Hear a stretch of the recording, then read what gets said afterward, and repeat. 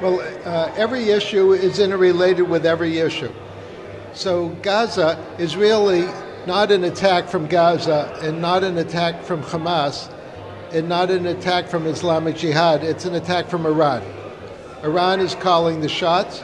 Iran decided to attack Israel from Gaza, and Israel's attacking Iran in Syria.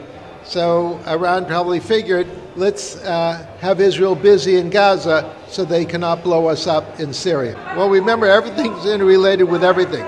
So the problem is Iran has promised to kill everyone in Israel. By the way, they've also promised to kill everyone in America, and they're determined to take over the world. So all of these battles will not end until Iran is destroyed. I think within 1 or 2 years, Iran will be destroyed. We hear before a couple of minutes Antonio Scaramucci that say that he believes a one-state solution, not two-state solution. What do you think about it? Well, I would agree with him. I'm a fan of what I call status quo plus. I think the status quo is basically the best that Israel can do, but I added a plus because Israel can do a little bit better. And, for example, Israel should annex Area C, which is 50% of Judea and Samaria. That would be obvious.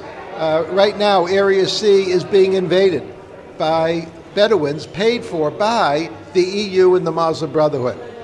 Israel has to stop this invasion and take control over Area C. That's the minimum we should do. So that's why I say status quo plus would be take over Area C.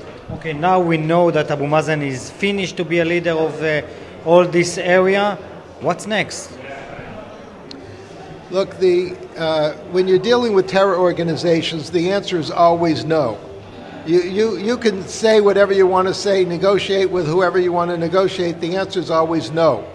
So it does not matter who replaces Mahmoud Abbas. The answer is no. And after him, the answer is no. So therefore, Israel just has to do what's in its self-interest.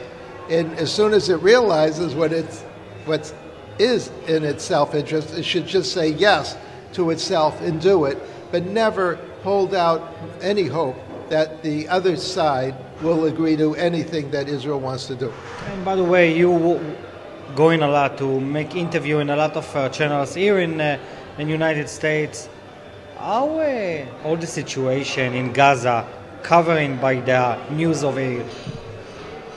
Well, the news organizations do not understand Gaza for two reasons. One is they do not understand Gaza, and the second is if they understood Gaza and they understood that Hamas is a terror organization and Islamic Jihad's a terror organization financed by the Iran terror organization, and they talked about the terror organizations, they're dead.